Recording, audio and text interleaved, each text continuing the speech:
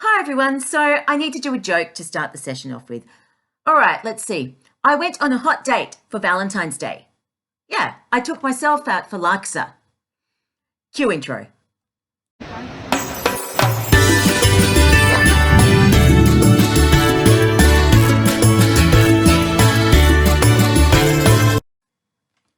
Hi everyone, and welcome to Rapport Building First. People call me Mel.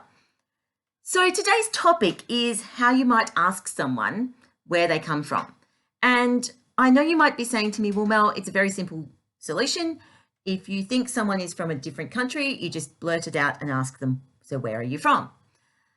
That can work or it may not work.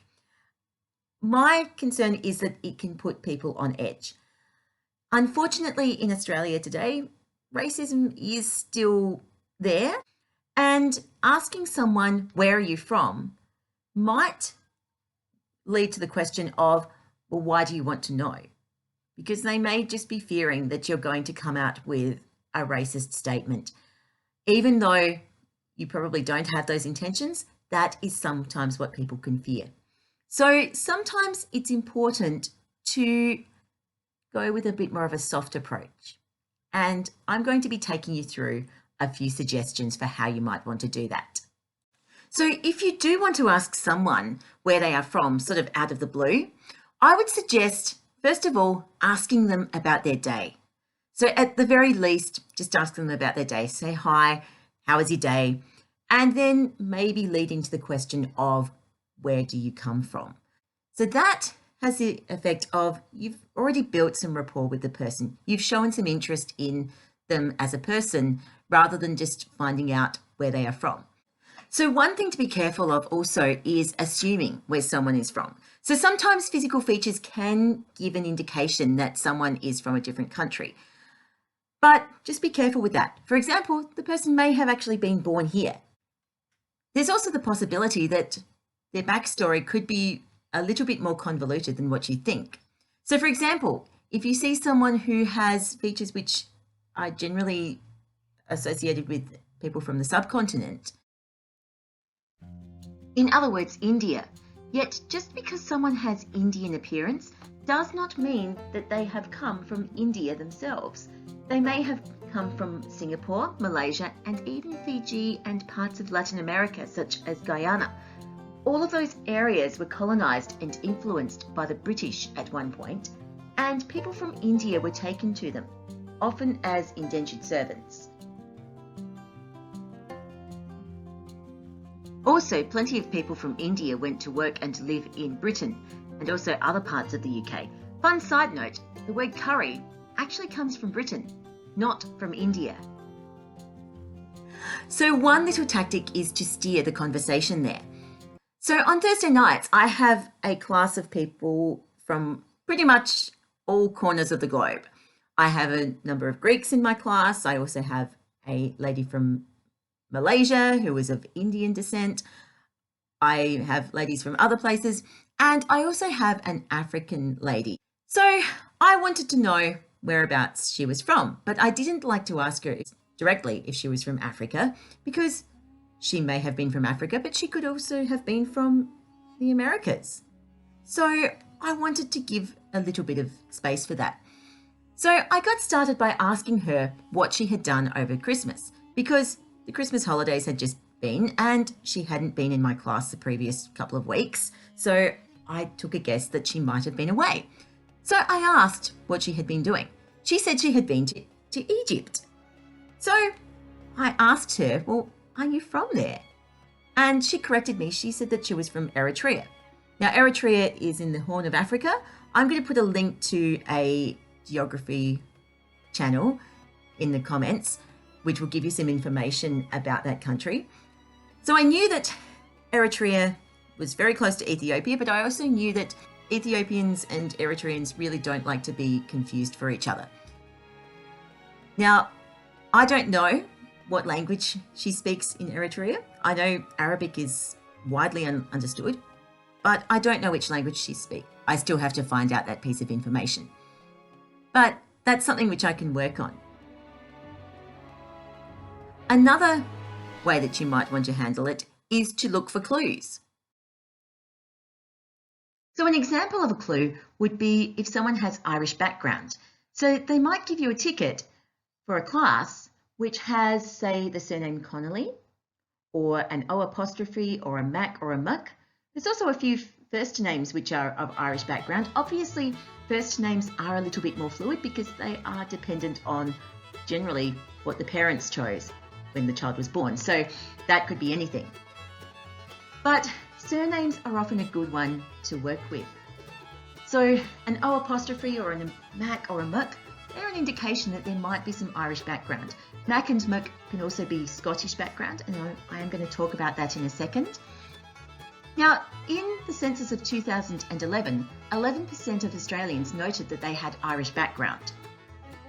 Now, I would suspect that there's more, but there were a few different things to tick, including Australian background and British background. So quite possibly, if people weren't aware that they had some Irish background in them, they possibly didn't note it down. I noted it down with pride, by the way. Also keep in mind that every year, the celebration of St. Patrick's Day is becoming more and more of a thing here in Australia. So I mentioned the prefix Mac or Muck as being an indication that someone might have Irish or Scottish background. That is because the names or prefixes Mac or Muck, or also O apostrophe, are actually Gaelic for son of. So about 1500 years ago, the Irish invaded Scotland, particularly the western reaches of Scotland, and they brought their language with them when they did that. So that's how Irish Gaelic got morphed into Scottish Gaelic, and they are actually reasonably mutually intelligible, by the way. So another thing to look for are names of Russian origin. So an example would be when someone has a patronym.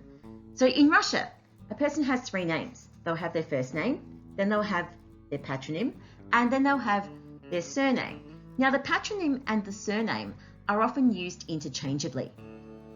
So the way that a patronym works is that a person basically carries their father's name around with them all the time. So if someone's father is named Ivan and that person is a lady and they're named Katrina, that would be Katrina Ivanovna, and then they'd have their surname at the end.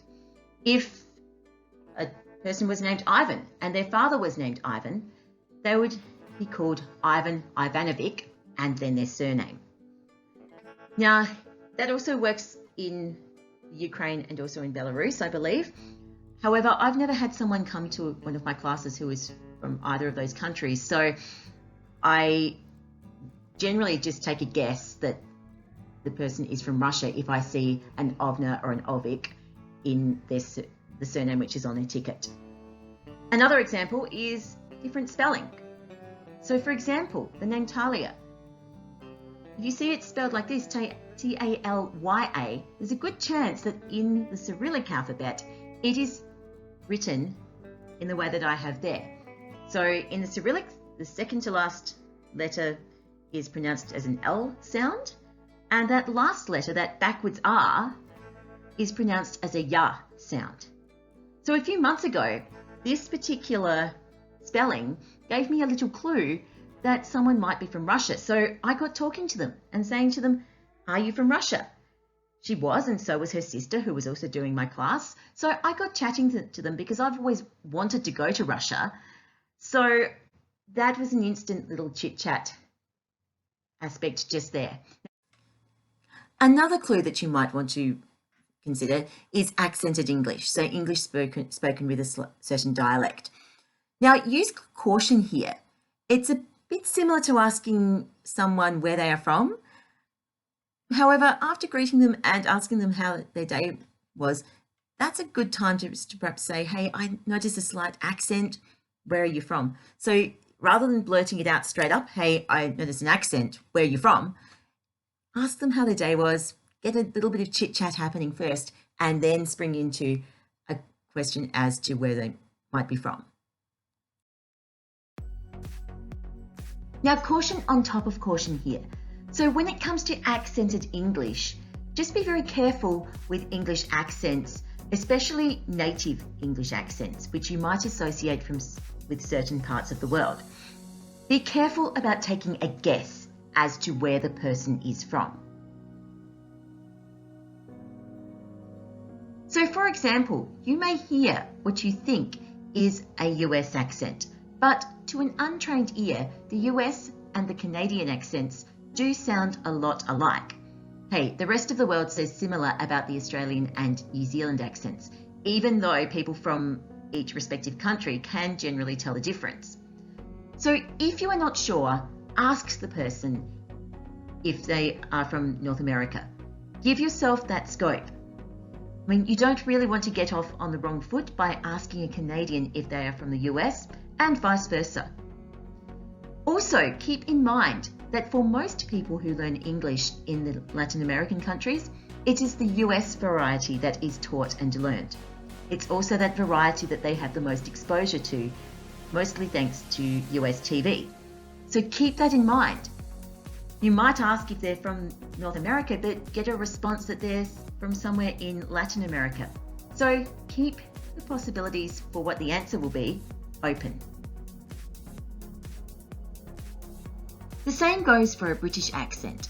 There is a vast difference between the accent that you will hear in London and the accent that you might encounter in, say, the North or the West country. So in London, you will often hear the Cockney accent. It is often associated with East London, but you will sometimes hear it across the city. And look, in London, there are 250 languages which are spoken there. So you might hear any number of dialects of English which have come out of those particular languages. Something to also keep in mind is that if the person whom we are speaking to is from Scotland, Wales or Cornwall, then they will want to be seen as culturally distinct to England. This is because from an ethnic point of view, they are different. The Welsh, Cornish and Scots all have Celtic roots compared to the Anglo-Norman roots of England, and they do appreciate that being noted. Hence, if I am unsure when I hear an accent that I think might be from England, I will ask if they are from Britain or if they are British. So it gives me that little bit of scope to potentially be wrong. You could even be safe and ask, are you from Britain or Ireland? Because unless you are familiar with the differences between the Irish and British dialects, then asking someone who is from Ireland which part of Britain they come from might not be so appreciated. So a little backstory here. After the Irish gained their independence from the British in 1921, after wanting it for centuries and literally fighting for it for the previous couple of years, the British royal family were no longer welcome in the Republic of Ireland on state visits. They could still visit Northern Ireland because that was and still is part of the United Kingdom, but they couldn't visit the Republic of Ireland. Now that changed in 2011, and the photo I have here is from Dublin Castle, and it is when the Irish president, or the Uachtaráin in Irish Gaelic, I'm sure I'm saying that wrongly, invited Queen Elizabeth II and Prince Philip to Dublin on a state visit. Now, fun side note, when Queen Elizabeth got up to greet the people, she did so in the Irish Gaelic language, which during the time of Ireland being under British rule had been largely suppressed.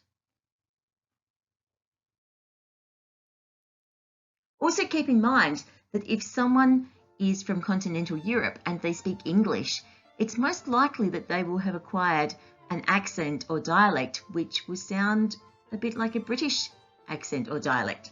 And that is simply because when people learn English in Europe, particularly in the school system, they generally learn the British version of English. So that is what they learn, and that is also what they have the most exposure to. A little bit later down the track, they may get a bit more exposure to the US version, and certainly if they are watching US TV, then that will be the case. But generally, the British version of English is what they become familiar with. So in my next video, I am going to be talking about how you can throw hooks to your people. So for example, how you might be able to use a theme to generate some conversation, how you might even use a t-shirt to generate some conversation. So for example, my polo is for the GAA, the Gaelic Athletic Association, which is the league which Gaelic football and hurling clubs play for, and how we can use those sorts of hooks to generate some conversation. So until then, have a good day, and I will see you next time. Bye-bye.